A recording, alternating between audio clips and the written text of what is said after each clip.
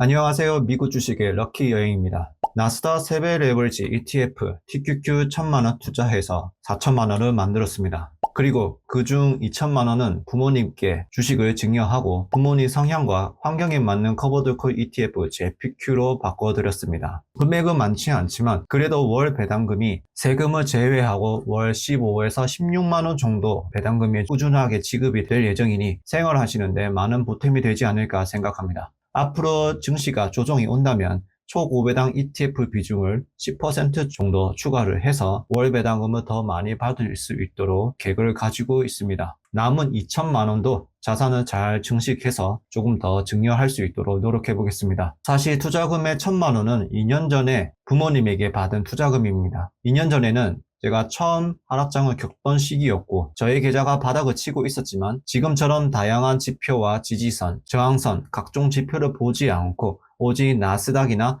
S&P 500 기준으로 과거 백데이터, 등락폭, 그러니까 MDD라고 하죠. 그걸 이용해서 그 당시에 지금이 기회다라는 생각을 많이 가졌습니다. 미국 지수 백데이터를 분석하고 저만의 방식으로 많이 공부했었습니다. 하지만 첫 하락장이라서 큰 금액을 레버리지에 태우지는 못했고 보수적으로 진행했습니다.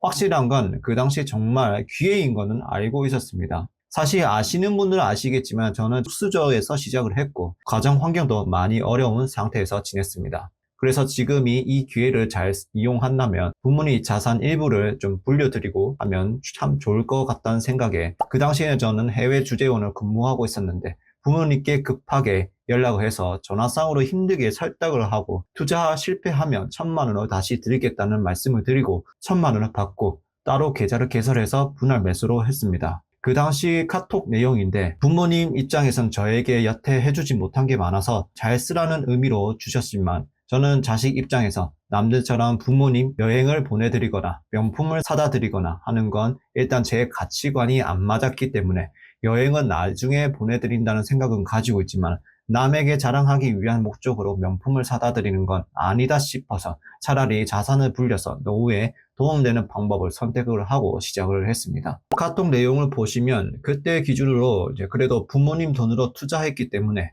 최소한의 정보는 알려드렸습니다. 매수 기준을 보시면 참 간단하죠. 악재가 생기면 조금 더 태우고 계좌 수익률이 마이너스 30%에서 40% 찍으면 추가 매수를 하고 단기적으로 전고점 대비 마이너스 40% 떨어졌을 때 추가 매수, 하락장에서 상승장으로 전환이 된 것으로 확인됐을 때 매수, 이런 식으로 간단하게 매수 기준을 세우고 분할 매수를 했습니다. 지수 투자는 이렇게 간단한 기준으로 하면 참 쉬웠습니다. 시간이 오래 걸려서 그렇지. 다음은 분할 매수 거래 내역을 보시면 100만원에서 150만원 정도 나눠서 매수를 했습니다. 22년 11월 10일이 주가 18.69달러, 11월 16일 20.47달러, 11월 29일 22.19달러, 12월 28일 16.72달러, 12월 30일 16.93달러, 2023년 1월 31일이 22.42달러. 이때 상승장으로 진입을 하나 약간 의심이 들어서 추가로 매수를 했고 3월 28일에 하락장이 끝난 것 같다 이런 생각에 8, 90% 확신의 마지막 매수를 했었습니다. 그래서 총 5개월 동안 1천만 원을 8번 분할 매수를 해서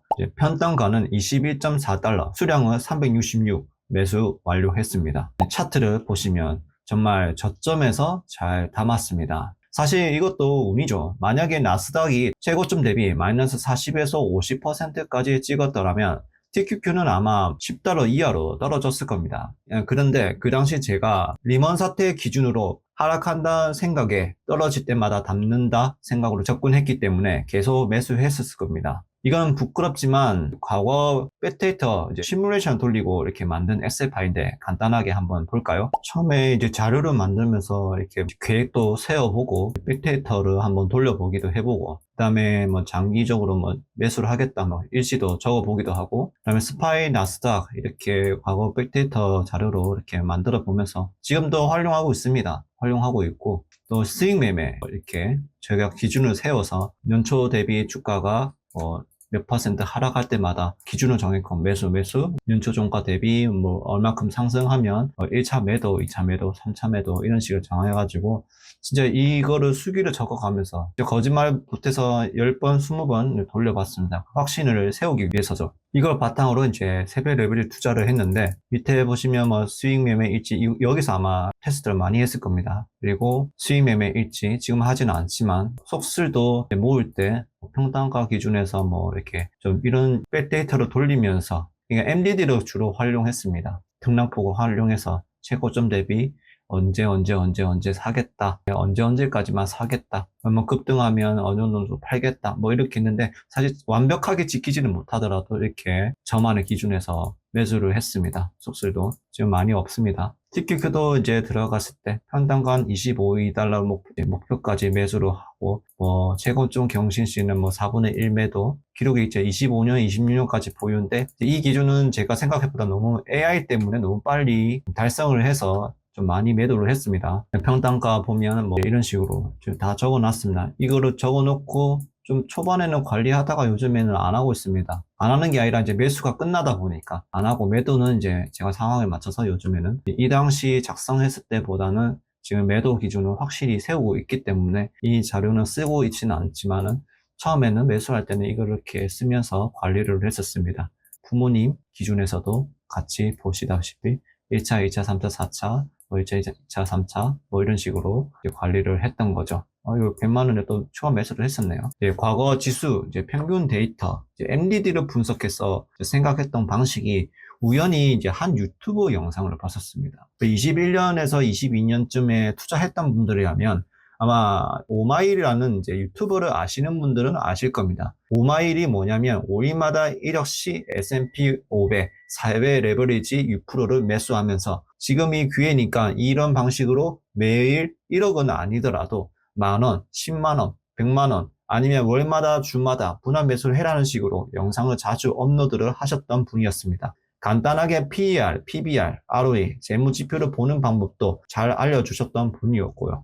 그분이 생각하는 투자 방식이 아무것도 모르는 시절에 혼자 공부해서 찾은 투자 방식과 비슷한 점이 많았었고 그 기간 동안 제가 계획한 투자를 지속적으로 이어가는데 많은 도움이 됐었습니다. 어느 날 갑자기 유튜브 채널 삭제를 하셨는데 다양한 이유가 있었지만 궁금한 내용이 있으시면 한번 직접 검색해 보시면서 찾아보시길 바랍니다. 그래도 하락장 레버리지 투자 방법, 그러니까 지수 레버리지 투자 방법으로 관한 유튜브로서는 괜찮은 유튜브였다 정도만 알려드립니다. 그래서 지금 3배 레버리지 상품, 그러니까 지수 TQQ를 지금처럼 상승하고 있을 때 신규 진입자, 그러니까 저점에서 올라온 것, 이미 다 올라온 것을 보고 지금 접근하는 건 아니라고 말씀드리고 싶습니다. 지금 저점에서 산 사람들은 뭐 적절하게 본인의 기준에 맞게 일절을 하고 현금을 확보하면서 보유의 영역으로 가는 것이고 아니면 조정 올 때마다 큰 변동성을 이용해서 단기적으로 수익 매매로 적합하지만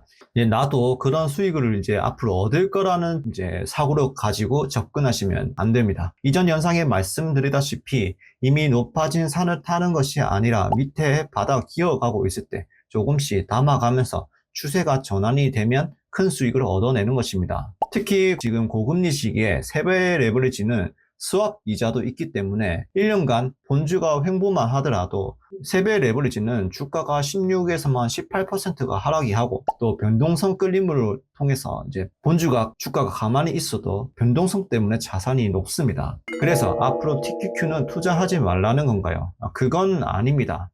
보유 기간은 짧게 가져가고 변동성을 이용해서 손절 기준을 잡고 짧게 수익을 얻어 가시라는 말입니다. 그러면 과연 이런 투자 방식이 초보자나 주식을 이제 막 들어온 사람 기준에서는 이런 방법의 매매가 과연 가능할까요? 이제 짧게 수익을 가져가는 것은 매수 전에 매매 계획 그리고 얼마를 분할 매수를 할지 아니면 손절 라인을 확실하게 잡고 또 매매 기간도 어느 정도 잡고 다양한 기준을 정해서 손익을 챙겨가는 건데 과연 그 사람들이 할 수 있을까요? 아마 계좌에 마이너스가 뜨면 몰라 존버가 답이다. TQQ가 신이야. 나스닥이 신이야. 이러면서 이 방법을 선택하지 않을까 싶습니다. 근데 앞에 말씀드렸다시피 스왑 이자 그리고 연 16에서 18% 변동성 끌림은 약 5%를 그리고 본주까지 하락을 한다면 정말 큰 손실이 납니다. 지금 세배 레버리지는 능숙한 투자자가 적은 비중으로 적절하게 손익을 챙겨가는 용도입니다. 그리고 매번 느끼는 건데 신규나 초보 투자자는 한탕 치려는 목표가 정말 많은 것 같습니다. 그러다 보니 원금을 잃으면 안 된다. 원금을 챙겨가야 된다. 뭐 이런 마인드가 가지고 있기 때문에 애초에 이런 투자가 성립이 안 되는 겁니다.